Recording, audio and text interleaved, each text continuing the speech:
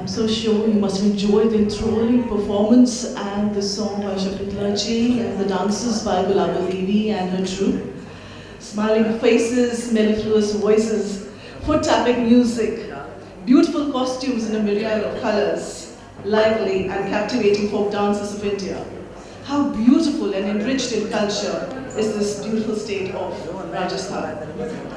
Moving forward, I welcome you all to the second day of Sheher-Nama. Sheher-Nama is an initiative of Prabha Khaitan Foundation. We are thankful to Rajasthan Tourism for the kind support. We thank Shri Seeman for supporting Sheher-Nama as a part of the CSR initiative. Last but not the least, our heartfelt gratitude to ITC Rajputana and SR's women for helping us put together this boutique literature festival. In the opening session of Day 2 of Sheher-Nama, Yatindra Mishra and Sutapa Mukherjee under conversation with Smita Bhardwaj, exploring the historic and religiousity of Ayodhya and the history of Faizabad. Yatindra Mishra is a poet and cinema scholar who penned the celebrated Ayodhya Tatha Anya Kavitaya. In this session with Sutapa Mukherjee, a career journalist who authored Ayodhya Past and Present, they offer an incisive take on the disputed religious land that was settled by the Supreme Court in an engaging conversation with bureaucrat and author Smita Bhardwaj. I welcome the speakers to please come up on the stage. सुंदर जुड़वा शहरों के बारे में हम बात करने वाले हैं, अयोध्या और फैसलाबाद। जब हमारे जहन में इन शहरों का नाम आता है, especially when we talk about Ayodhya, you know, everyone has a response to it. There is no one who feels very, inert about it कि नहीं मुझे कुछ नहीं कहना है। लोगों को, हर एक व्यक्ति को एक सोच विचार के साथ साथ अपनी एक ओपिनियन भी होती है इसके बारे में। सुतापा जी ने अयोध्या पे जो किताब लिखी है 6 दिसंबर 92 से लेके इनकी किताब 6 दिसंबर को ही रिलीज हुई है, और ये ऐसा विषय है जिसने सिर्फ अयोध्या और उत्तर प्रदेश ही नहीं लेकिन पूरे भारत, पूरे विश्व में बहुत लोगों की नज़रें इस केस पे टिकी हुई थी कि क्या होने वाला है। इसके बारे में हम बात करेंगे। और यतीन्द्र जी के बारे में तो मुझे किताब आज सुबह मिली, तो मैं इनके बारे में सर्च कर रही थी नेट पे, और आज सुबह ही मुझे बहुत ही विश्वसनीय और अत्यंत गोपनीय सूत्रों से जो आपके बारे में पता चला वो ये था कि ये फैजाबाद के अयोध्या के युवराज हैं and the most eligible bachelor.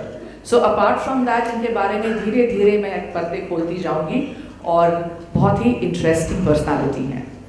तो पहला सवाल सुतापा जी से, अयोध्या के बारे में जब हम सोचते हैं तो राम मंदिर अयोध्या में जो हुआ था, लेकिन अयोध्या की जो हिस्ट्री रही है, वहाँ का जो सोशल फैब्रिक था, that has been very secular. वहाँ पे बुद्धिज़्म था, हिंदुइज्म का था, सिखिज़्म, जैनिज़्म, इस्लाम, सारे धर्म एग्जिस्ट करते थे पीसफुली। इस विषय पे जहाँ पे कि लोगों के बहुत इमोशनल रिस्पॉन्सेस रहते हैं, एक पत्रकार होने के नाते आपने वहाँ जाके जो फैक्चुअली स्टडी किया और इसके बारे में किताब लिखने की सोची, जो बहुत हिम्मत वाली बात है। So how did you think about writing this book? All right, first and foremost, I would like to say that अभी भी है, even till date, there are Jain temples, there are Buddhist remnants of Buddhist monks, and of course you have temples, a large number of them, and there are a large number of mosques and dargahs and so on and so forth. And I thought of a lot has been written about Ayodhya, around Ayodhya, just like you mentioned, and I thought, why not write about the Ayodhya Vasis, the people of Ayodhya. How did they cope through all that we have been listening to and reading about? What was their take? And my book tries to introduce their issues, their problems, their happiness, their friendship, and all of that to all of us who are interested in Ayodhya.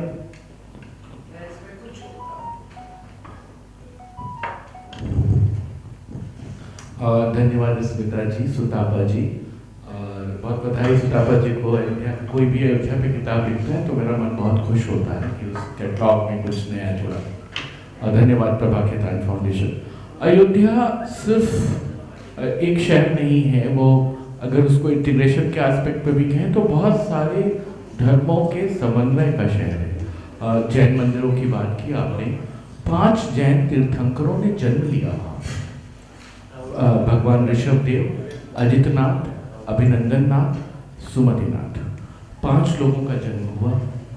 और गौतम बुद्ध ने, जो उनके त्रिपिटकों में मिलता है कि 4 बार वर्षावास किए। Rainy season में जो चातुर्मास का कंसेप्ट है, तो 4 बार वहाँ पे वो जा चुके थे और वर्षावास करते थे। गुरु नानक और गुरु गोविंद सिंह दोनों आए और वहाँ पे उन्होंने अपना पंथ चलाया और वहाँ से उपदेश दिया। तो कहने का मतलब ये है कि सिर्फ सनातन धर्म की गंगा नहीं बह रही वहाँ पे जैन धर्म, वहाँ पे बुद्धिज्म, वहाँ पे सिख धर्म, सबके आपको वो मिल जाएंगे, रंग मिल जाएंगे। और सरयू का जो एक कंसेप्ट है, जो सरयू का विस्तार है और जो धनुषाकार वो अयोध्या को घेरती है, तो सबकी उसको अगर हम आज के स्टडीज में कहें तो सबके अपने उपनिवेश, सबके अपनी मॉनेस्ट्रीज, सबके अपने मठ मंदिर मिल जाएंगे। आपको कबीर संप्रदाय भी मिल जाएंगे, आपको वहाँ निर्गुण भी मिल जाएंगे, आपको वहाँ बैरागी भी मिल जाएंगे, आपको वहाँ मलंग भी मिल जाएंगे। वैष्णवाइट शहर है लेकिन शैविज्म भी मिलेगा। तो एक ऐसा शहर जिसको ठीक तरीके से अभी हम अनुसंधान भी नहीं कर पाए हैं, और सबके एपिटोम पे बैठा हुआ भगवान विष्णु के अवतार का, भगवान राम के जन्म का शहर। कितनी सुंदर तरीके से इन्होंने अयोध्या के बारे में बताया। आपसे सवाल पूछना चाहूँगी, जब मैंने किताब का नाम देखा शहर नामा फैजाबाद, तो मैंने इनसे यही सवाल पूछा कि आप तो अयोध्या वासी हैं, तो आपने अयोध्या के बारे में क्यों नहीं लिखा, फैजाबाद के बारे में क्यों? तो उन्होंने बताया कि ये फैजाबाद डिस्ट्रिक्ट है और मैंने पूरे डिस्ट्रिक्ट के लिए लिखा है, जिसमें अयोध्या के बारे में भी है और फैजाबाद के बारे में भी है। कुछ मैं आपसे पूछना चाहूँगी। कल जब हमारी चर्चा हो रही थी तो पता चला, जब लखनऊ के बारे में बात हो रही थी तो मेहरू जी ने कहा कि नवाब बहुत परेशान होकर आ गए अपनी माँ से और पत्नी से और फैजाबाद छोड़ दिया। किसने कहा? मेहरू जाफर ने। अच्छा, लखनऊ के बारे में बात कर रही थी, हमारा सेशन था। तो मैं ये जानना चाहती हूँ कि भोपाल में भी 300 साल तक बेगमों ने वहाँ पे राज किया और फैज़ाबाद भी कुछ इसी तरह से है कि वहाँ बेगमों का काफ़ी कुछ राज रहा, उनके हिसाब से काम चला। तो इन महिलाओं ने ये जो शहर बसाए, इसमें फैज़ाबाद के बारे में आप मुझे कुछ बताइए कि किस तरह से? देखिए, मैं क्षमा चाहते हुए कहूँगा, कहना नहीं चाहिए मेहरू जी ने क्यों कहा मैं नहीं कह सकता। जो गलत काम किया वो तो आसिफउद्दौला ने किया और उनके बिगड़े हुए बेटे ने किया। और ब्रिटिश गजेटियर तक में ये वर्णित है कि लखनऊ में एक सिरफिरा नवाब शासन कर रहा था और फैज़ाबाद में 2 ताकतवर महिलाएं शासन कर रही। क्या बात है! तो ये तो ब्रिटिश गजेटियर कहता है। बहुत लंबी कहानी में नहीं जाऊंगा, सेशन छोटा होगा। बुरहानुल मुल्क को जब मुगल कोर्ट ने दिया फैज़ाबाद बसाने के लिए, वो आए और किला मुबारक बनाया। वहाँ किला बना के रहते थे, अब वो लक्ष्मण किला कहलाता है। अब वहाँ पे लक्ष्मण जी का मंदिर है। ये सब पूरा एक इतिहास भूगोल बदला। तो जो शॉर्ट में कहूँगा, नवाब सफदरजंग की पत्नी सदरुन्निसा, जिन्हें नवाब बेगम कहते हैं, और उनके बेटे शुजाउद्दौला की पत्नी अमरुद्दौला, जिन्हें बहू बेगम कहते हैं। बहू बेगम का मकबरा भी है वहाँ। तो सफदरजंग बहुत कम उम्र में उनकी मृत्यु हुई और शुजाउद्दौला बीमारी से मरे 43 साल की उम्र में। तो दोनों मतलब मलिकाओं ने, फैज़ाबाद की मलिकाओं ने शहर को बचाया, बनाया, उसको आगे बढ़ाया। और पूरे शहर की जो पूरी इतिहास है, जो सूफीज़म का मामला है, जो वहाँ पे इस्लाम के फैलने का मामला है, जो वहाँ पे आर्किटेक्चर का मामला है, जो वहाँ आर्टिजन्स का मामला है, वहाँ खुशखत लिखा जाना शुरू हुआ, वहाँ पे दरबार में तंजेब और कारचोरी का काम शुरू हुआ, जो आज आप लखनऊ में बहुत दिल खोल के खरीदते हैं और ले जाते हैं, वो सब शुरुआत फैजाबाद से हुई। पूरे हिंदुस्तान में जो शियाओं का मुहर्रम फैला उसकी शुरुआत फैजाबाद में हुई। तो ये सारा काम शुजाउद्दौला के पीरियड में हुआ और उनकी बेगम बहू बेगम ने किया। शुजाउद्दौला 43 साल की उम्र में नहीं रहे और शुजाउद्दौला और उनकी पत्नी का मन नहीं था। और ये सब कुछ आपको यतीम मिश्र की किताब में पढ़ने की जरूरत नहीं है। आप विलियम हो के मेमोइर्स पढ़ लीजिए, मेमोइर्स ऑफ फैजाबाद, आप तारीख फराह बख्श पढ़ लीजिए, आप फैजाबाद गजेटियर पढ़ लीजिए, सब वहाँ लिखा है। मैं उसका सिर्फ तर्जुमा करके बता ही रहा हूँ आपको। तो उन लोगों का मन नहीं था कि आसिफुद्दौला को नवाब बनाया जाए, क्योंकि आसिफुद्दौला बिगड़े हुए थे, वो अपने दूसरे भतीजे को देना चाहते थे रियासत। लेकिन आसिफुद्दौला को मिला, ब्रिटिशर्स के दबाव में मिला, सारी चीज़ें हुई। और जैसे डेथ हुई शुजाउद्दौला की, वैसे उन्होंने खजाने का राज जानने के लिए अपनी माँ पे प्रेशर डालना शुरू किया। उन्होंने नहीं बताया, और उस जमाने में जवाहर अली खां और दराब अली खां 2 हिजड़े थे, उनके सबसे ज़्यादा वो जिसे कहेंगे वफादार जो उनके मिनिस्टर भी थे, उनको अंग्रेजों ने प्रताड़ित किया, मृत्यु तुल्य उनको कष्ट दिया, लेकिन उन्होंने खजाने का राज नहीं उगला। इस नाराजगी से आसिफुद्दौला ने रातों रात कैपिटल शिफ्ट कर दी लखनऊ, और जब कैपिटल शिफ्ट की तो मदर यहीं रह गई, कैपिटल वहाँ बनी और वो गया। इतिहासकार बताते हैं कि जिसको दे न मौला उसको दे आसिफुद्दौला।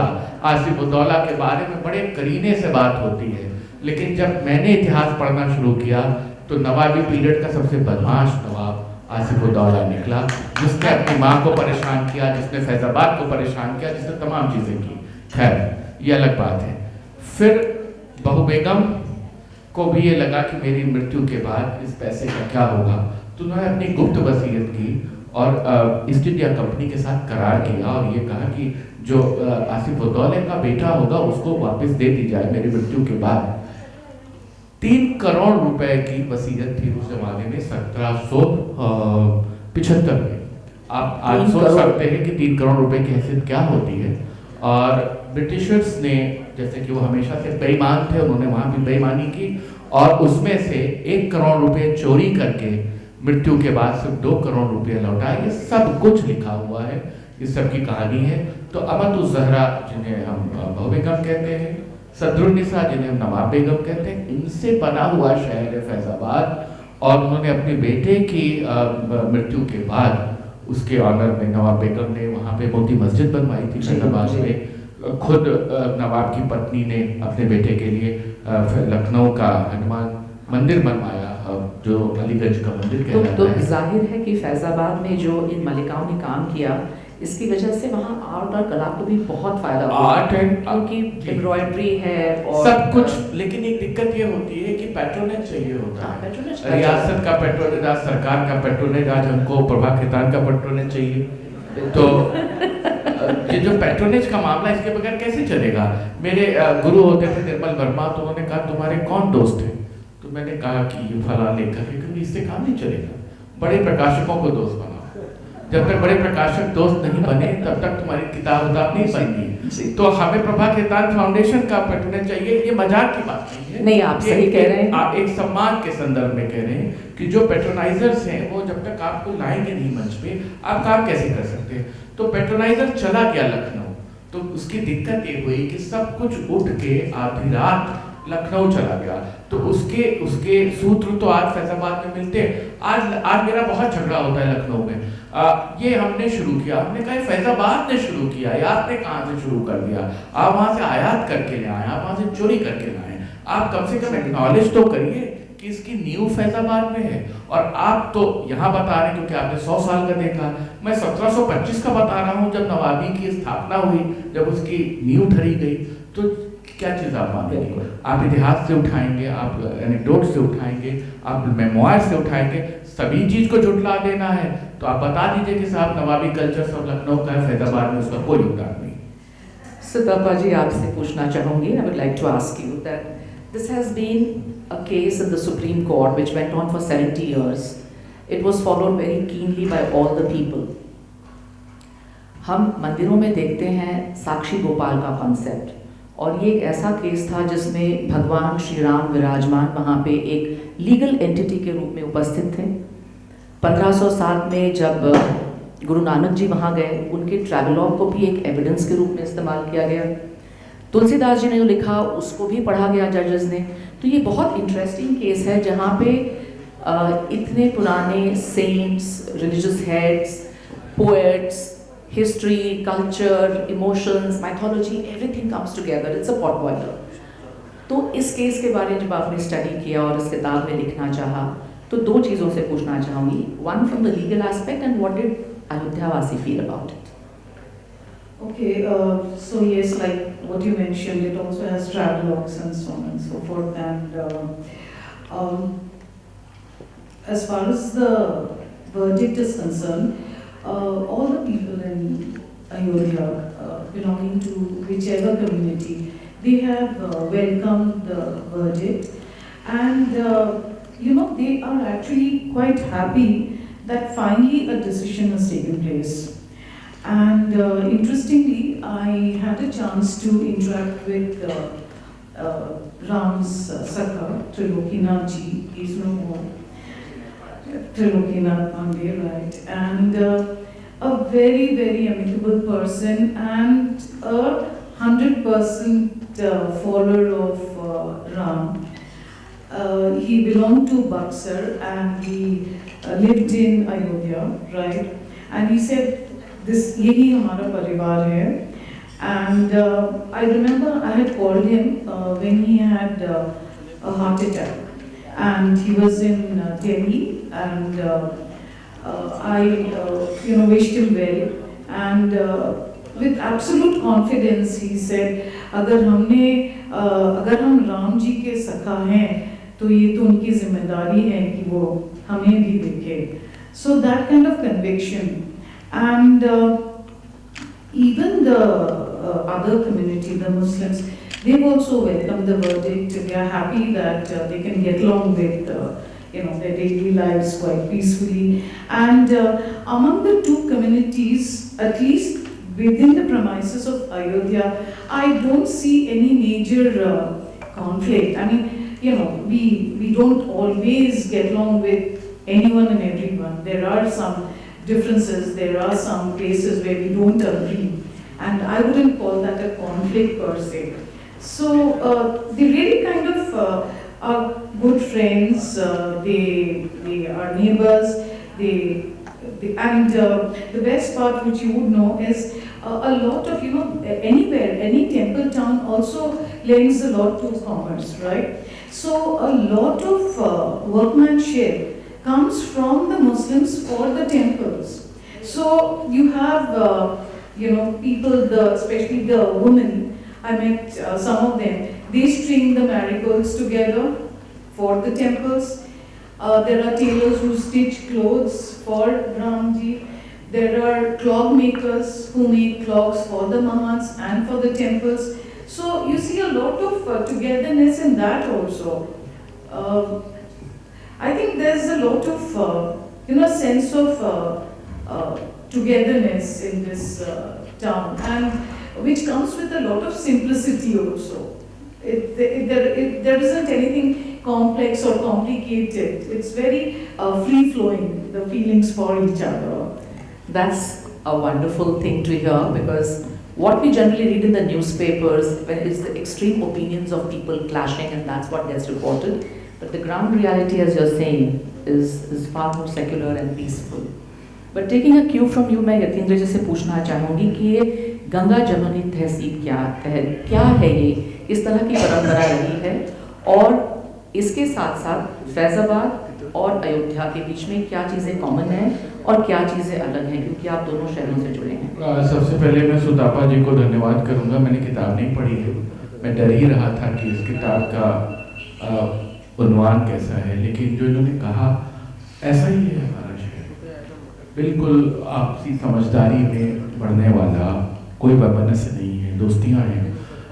कैसे नैरेटिव सेट कर दिए गए हैं, बहुत सारी किताबें जो एजेंडा बेस्ड किताबें लिखी गई वो अयोध्या को ऐसे बैटल फील्ड में कन्वर्ट करती हैं, तो मुझे बहुत इरिटेशन होती है कि आप आके देखो तो कम से कम फील्ड वर्क कर लो फिर लिख देना।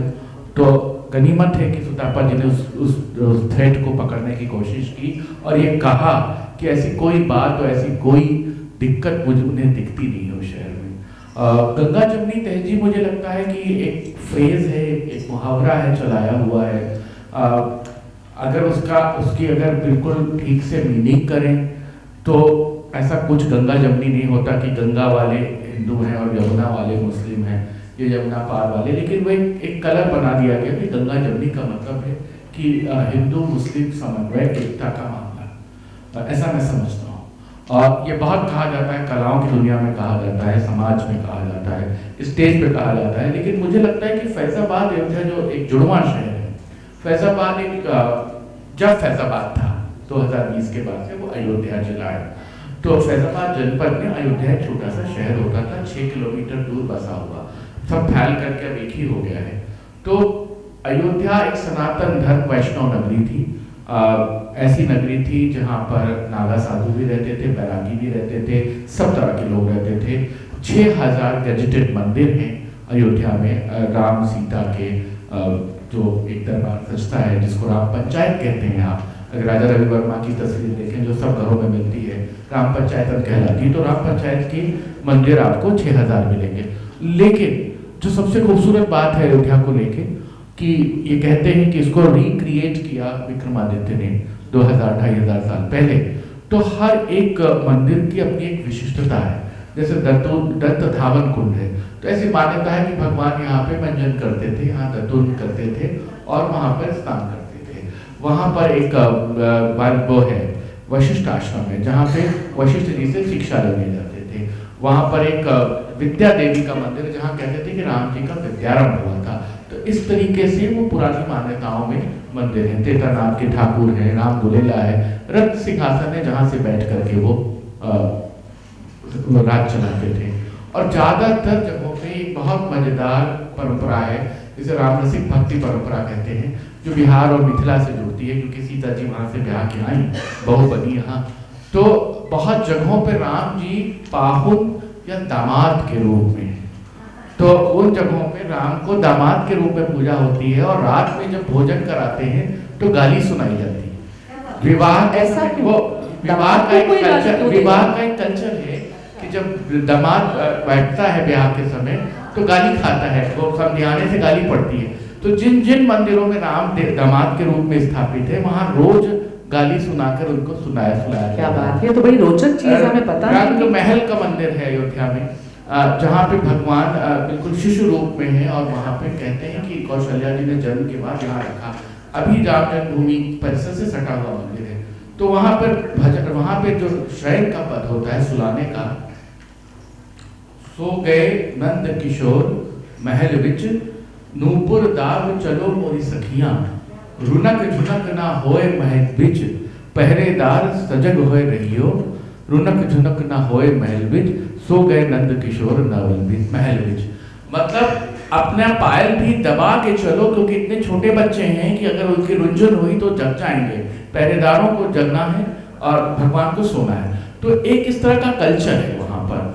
और फिर उसके बाद गाली पड़ती है तो हंसी हंसी पूछे जनकपुर की नारी, नाथ कैसे गज के फंद छुड़ाए, गज और ग्राह लड़े जल भीतर, पैदल पैदल धाए, सिया जी का कंगना छूटत नाही, नाथ कैसे गज के फंद छुड़ाए।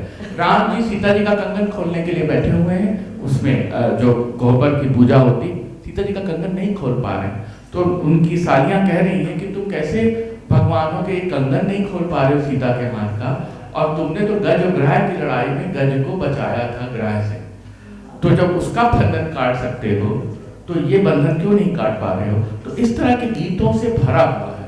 एक अयोध्या वो भी है जो बहुत संताप में है, जो दुख में है, जहाँ कौशल्या विसूरती है कि किन मोरी अवध उजारी हो बिलखे कौशल्या, बन गए राम बन गए लक्ष्मण, बन गए जनक दुलारी हो बिलखे कौशल्या।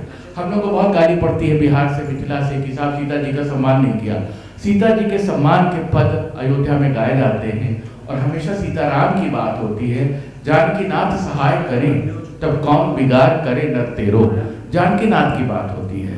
सियावर रामचंद्र की जय, ये अयोध्या कहती है। तो अयोध्या इस तरीके से वहां और आपको सुन के ये लग रहा है that you are the best spokesperson for Ayodhya.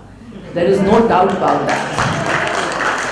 और आपने फैजाबाद की बात की तो फैजाबाद में आप आ जाए, बहू बेगम का मकबरा है, आप गुलाबबाड़ी है, नवाबी कल्चर है, नफासत है, जरदोजी तभी है, मैंने आपको तो वो एक वो गंगा जमुना वहाँ बसा हुआ है अयोध्या में। और गीतों में भी मौजूद है। अब जो गीत हैं राम के ब्याह के, उनमें उनको नौशे की तरह देखा जाता है, उनको सेहरा बंधाया जाता है। सेहरा हिंदू धर्म में नहीं बनता, हाँ। हमारे यहाँ मौरा पहनाते हैं, हाँ। लेकिन राम के सेहरे के पद गाए जाते हैं, जिसका मतलब है कि नवाबी कल्चर में ऐसे ऐसे पोएट रहे होंगे जो आपस में अमंगलमेशन में इस तरह के पद बने होंगे और बहुत सारे शहाने के पद गाए जाते हैं। तो इस तरह इसका एक उदाहरण, जब मैं सुतपा जी की किताब पढ़ रही थी, जब ये this case started 70 years back, एक महंत थे और एक और व्यक्ति थे जो अलग अलग पार्टीज के दोनों थे लेकिन दोस्त थे। तो जब वो केस के लिए जाते थे तो इकट्ठे एक गाड़ी में जाते थे, वहां पे लड़ जाते थे कोर्ट में सबके सामने और फिर अब साथ ही लौट के आते थे। तो ये भी एक गंगा जमुनी तहसीब तरीका है आपके जीने का। Yes, Would you like to I elaborate on would. that? In fact, this is, I think, my most favorite takeaway from Ayodhya. And so we had Mahant Paul Ramchandra Paramhans, and again, a devout follower of Ram, Hanuman ji and all. There are several stories around him. Kaise wo savere uthte hi, he used to feed the monkeys who were around there in front of his house, chat with them, laugh with them, talk with them.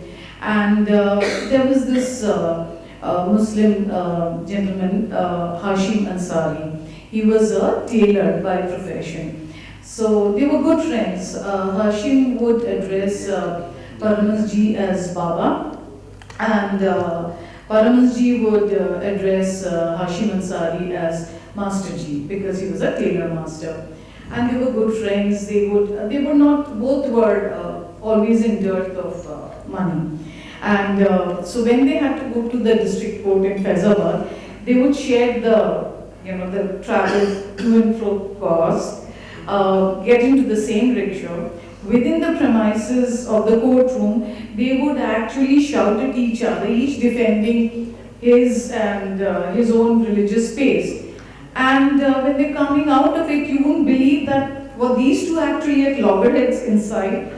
Yeah. Then they would come back in the evening, sit for chai, they'd read, chat.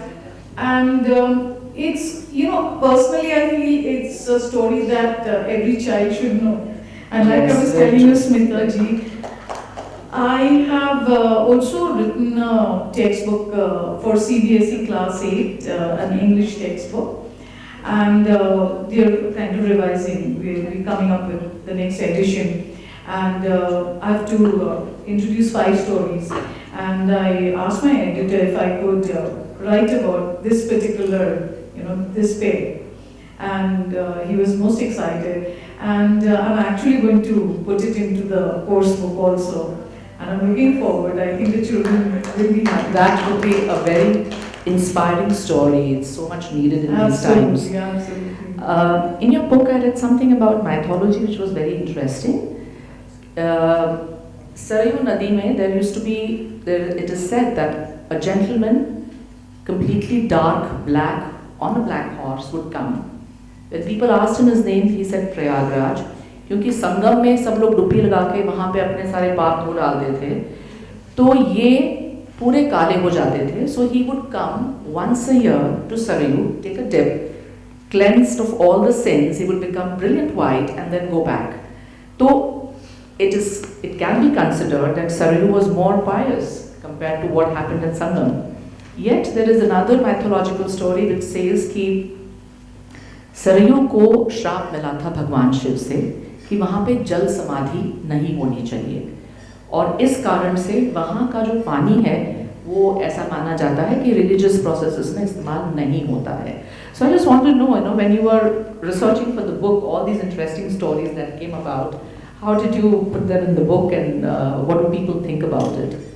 All right. Now the first story that every guide that you come across in Ayodhya will tell you that story. I'm sure, Sunil, you would be so familiar with it. And this is Vikramaditya, when he was fast asleep and wanting to know where was the original temple, or where was where was the birth spot, and then he encountered this prince dressed in black, and who takes a dip in the Saryu and comes out sparkling white.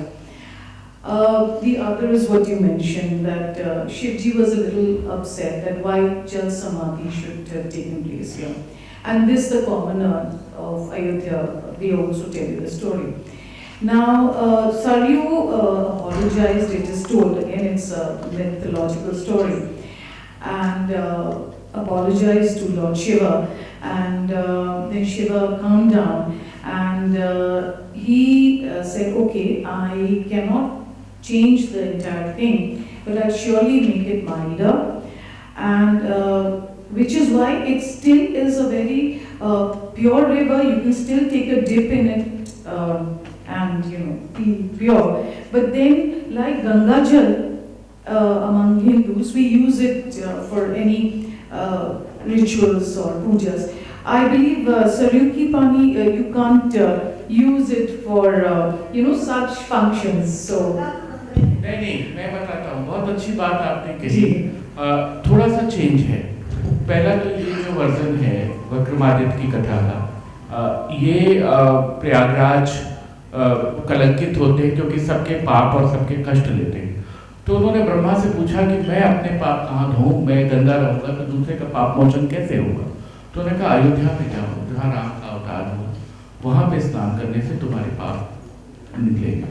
ये स्कंद पुराण के अयोध्या खंड में है, अयोध्या महात्म्य कह जाता है वो। स्कंद पुराण पढ़िए, उसमें सारी डिटेलिंग आपको मिलेगी। दूसरी चीज जो सुतापा जी का कंसेप्ट क्लियर कर दूं तो तुमको अच्छा लगेगा जान के। साक्षात जो जल है सरयू का, उसे उसको राम का जल रूप माना जाता है। सरयू को हम कहते हैं कि वो राम का जल रूप है, और इसलिए अब उसका एक पूरा संस्कृत का एक पूरा श्लोक पढ़ा जाता है, उसमें संहिता से रोज पढ़ के उसकी पूजा किया जाता है। तो हमेशा पूजा में, अनुष्ठान में, पर्व में, ब्याह में स्त्रियों की प्रधानता है, माँ की प्रधानता है, बेटी की प्रधानता है। गंगा माँ के रूप में, गंगा का जल इसलिए इस्तेमाल होता है, गोदावरी का जल इसलिए इस्तेमाल होता है कि वो स्त्री रूप में, स्त्री जल का इस्तेमाल हो सकता है। क्योंकि सरयू पुरुष जल के रूप में स्थित है, पुरुष के जल से अभिषेक आचमन नहीं हो सकता, स्नान नहीं हो सकता, इसलिए सरयू का जल अभिषिक्त है। वहाँ पे आप उसका माथे पे लगा सकते हैं कि आपने राम का आशीर्वाद दिया, लेकिन सरयू के जल से आप किसी को नहलाएंगे तो पुरुष के जल से स्नान होगा। और पूर्ण पुरुष सिर्फ राम है, पूर्ण पुरुष सिर्फ ब्रह्म है, तो पूर्ण पुरुष के रूप में दूसरे की मान्यता नहीं है। वहाँ मान्यता तब होगी अर्धनारीश्वर भाव से जब स्त्री जल आएगा, इसलिए सरयू का जल इस्तेमाल है। तो मुझे लगा कि ये जानना चाहिए। But Smita ji, I would also like to add to what he's mentioned is that this is another very charming aspect of towns like Ayodhya. It's like replete with legends and mythologies, like there are so many of them from different sources. So that's very interesting. Brahmaputra is a nun.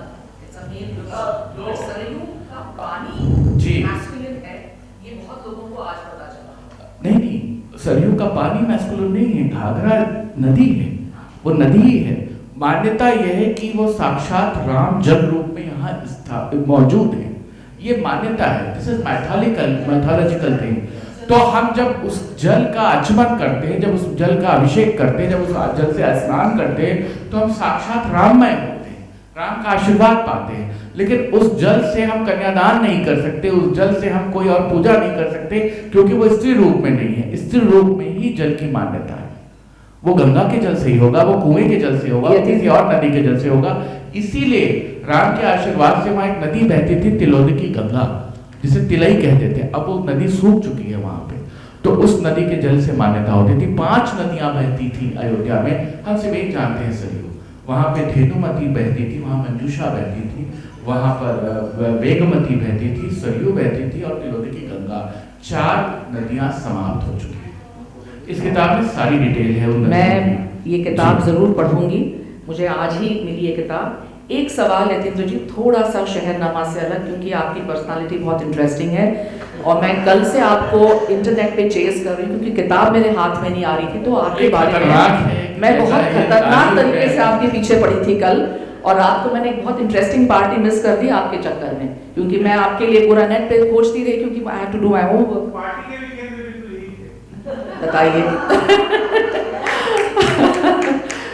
नहीं, आपने you are a music and a cinema scholar, और आपने किस तरह से लता जी को convince किया, क्योंकि वो आसानी से मानने वाली नहीं थी कि उनके बारे में कोई किताब लिखे।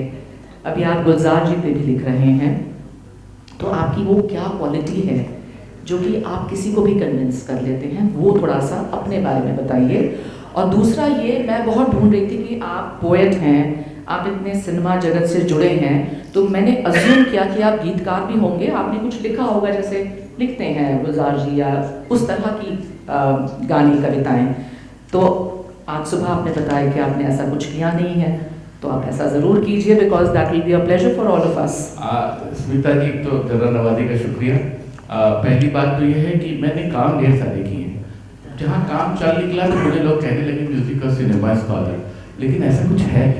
बड़े बड़े स्कॉलर इस देश में बैठे हुए हैं, सिनेमा के जानकार, म्यूजिक के जानकार, और मुझे लगता है कि जो भारतीय मानसिकता है वो संगीत और सिनेमा में डूबी हुई मानसिकता है। हर आदमी के अपने अपने एक प्री कंसीव एक थॉट होता है। कल हम लोग गाने वाने पे बात हो रही थी, सुधा जी बैठी होंगी यहाँ, क्या शानदार परफॉर्मेंस की उन्होंने। तो मैंने उनकी निगाह से भी लता मंगेशकर को जाना, जबकि मैं अपने को बड़ा तुर्रम खा बनता हूँ कि मैं लता मंगेशकर को जानता हूँ। तो वो गालिब का एक शेर है कि हर ख्वाहिश पे दम निकले, हर ख्वाहिश पे दम निकलता है कि हमने कुछ कम जाना किसी को। तो सिनेमा तो ये मामला है, संगीत का ये मामला है। कन्विंस करने का मामला, मैं थोड़ा सा स्पिरिचुअल हूँ, मैं उस शहर से आता हूँ जहाँ थोड़ा पूजा पाठ भक्ति का मामला है, तो थोड़ा सा भाग्यशाली होगा कि लता जी तैयार हो गई। एक बात मेरे काम में जरूर है, जो अपनी तारीफ में नहीं करूँगा, अपनी अपब्रिंगिंग में कहूँगा, मैं ऑनेस्टी को और ट्रांसपेरेंसी को बहुत वैल्यू करता हूँ। तो अगर ईमानदारी है और पारदर्शिता है, तो आप जिसको भी काम करने जाएंगे उसको कन्विंस कर देंगे। तो मुझे लगता है कि वही बात उनको कन्विंस की होगी, जो तैयार हुई होगी। उससे ज़्यादा मैं उनकी महानता मानता हूँ कि वो तैयार हुई कि मैं उन पर काम कर सकूँ। एक बात। फिर आई बात गीत लिखने की, तो ये भी सिनेमा इंडस्ट्री एक कमर्शियल माध्यम है, वहाँ पे जिसका नाम चलता है, जिसका काम चलता है, उसको काम मिलता है। मैंने कभी ये नहीं सोचा कि मैं गीत लिखूंगा, कोई मौका मिलेगा, अच्छा ऑफर होगा तो जरूर लिखूंगा, लिखना चाहूँगा, लेकिन मैं जो काम कर रहा हूँ उसको लिख के खुश हूँ। और हम लोग अयोध्यावासी हैं, तो हम लोग छोड़ने में विश्वास करते हैं। छोड़ने में कैसे? राम से कहा कि राज छोड़ दो, उन्होंने कहा छोड़ दिया। सीता को कहा तुम रुक जाओ, बोले नहीं रुकूंगी, पति जहाँ जाएंगे वहीं जाऊंगी, वो भी छोड़ दिया। भरत के लिए राज दिया गया, कहा मैं नहीं रहूंगा, मैं नंदीग्राम रहूंगा, उन्होंने छोड़ दिया। छोड़ने की एक परंपरा है वहाँ पे, और ये मैं उसको आर्टिकुलेट करके नहीं कह रहा हूँ। आप सामान्य आदमी, सुतापा जी ने काम किया है, जरूर जानती होंगी, अयोध्या लोगों से पूछ लें, भरे कष्ट में होंगे, तमाम समस्याओं से पीड़ित होंगे, जो भगवान चाहे, जय हुई है वही जो राम रच रहा था। तो हम लोग थोड़े से वीतरागी स्वभाव के हैं, जिसे उर्दू में बेनियाज कहना होना कहते हैं, मोहभंग हो जाना, कि काम किया और उससे मोहभंग हो गया। ठीक है तो अच्छा, नहीं है तो और अच्छा। तो ऐसे मामले में काम हो जाते हैं और फर्क नहीं पड़ता। भावना है अयोध्या वासियों में, और जो सब कुछ छोड़ने के लिए तैयार हो जाते हैं, दुनिया उनको पूजनीय बना देती है। मेरे ख्याल से इसीलिए अयोध्या के बारे में हम जब भी सोचते हैं तो हम हमेशा बहुत इमोशनल और पॉजिटिव फील करते हैं। सुतापा जी, आपसे पूछना चाहूँगी। Just want to add something.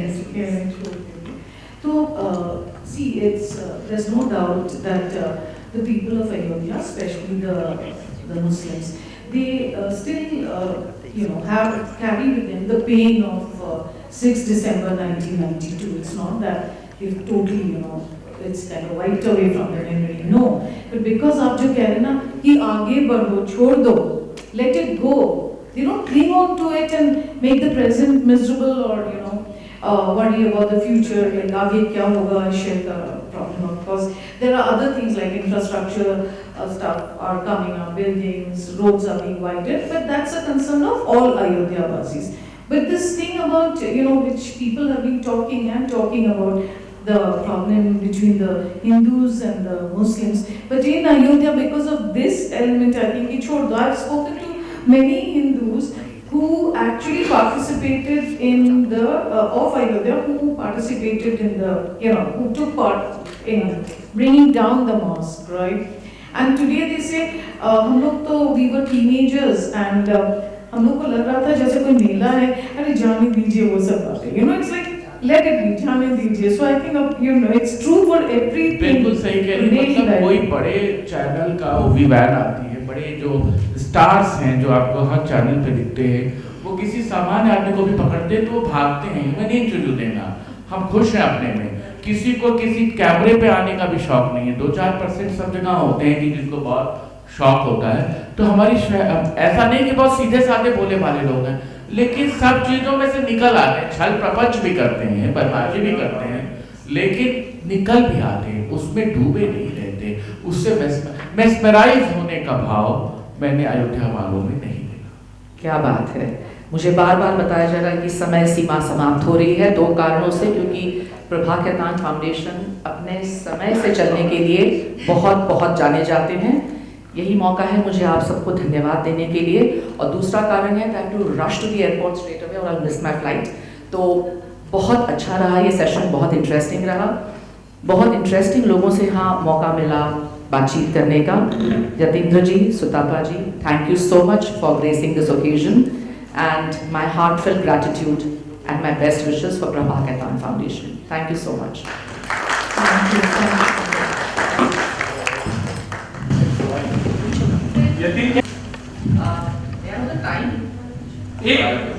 Expert question for 30 seconds.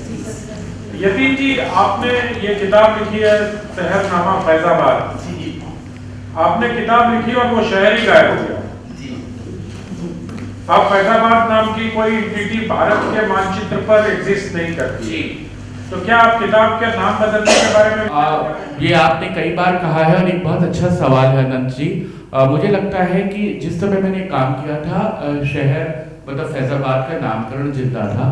तो अगर इसका दूसरा खंड कभी, इसका रिवाइज एडिशन कभी आता है, किताब का टाइटल मैं फिर भी रखना चाहूँगा फैजाबाद शहरनामा, क्योंकि ये उस फैजाबाद की कहानी बयां करता है जो नवाबी पीरियड में थी, जो लोकेटेड थी, जिसकी हिस्ट्री, जिसके एनेक्डोट, जिसके डॉक्यूमेंट्स मिलते हैं इस कोई टैगलाइन के साथ कि अब यह अयोध्या है. या एक चैप्टर बढ़ाया जाएगा कि अब इस जिले को हम अयोध्या धाम के नाम पे जानते हैं. नाम नहीं.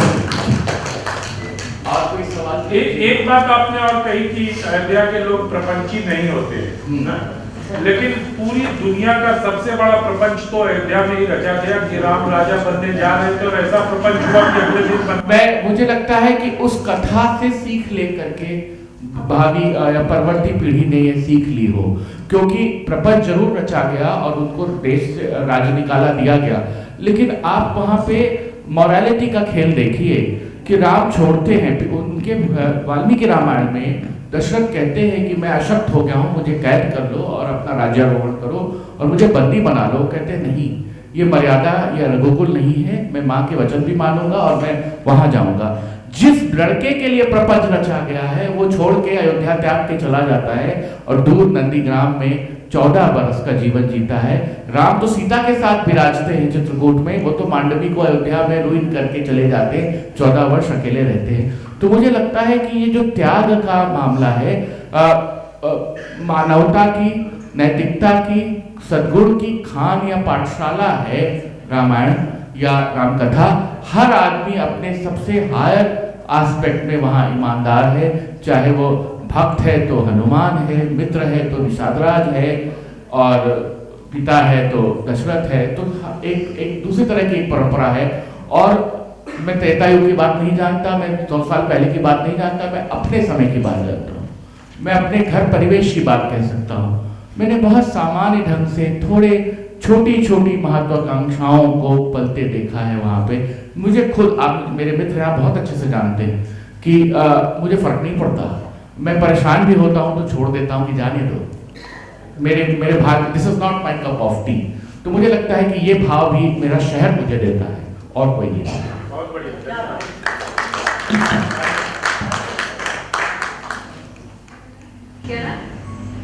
Can we take this later? बाद में पूछ लेंगे। Yeah, please, Natiji, to please felicitate the moderator and the authors.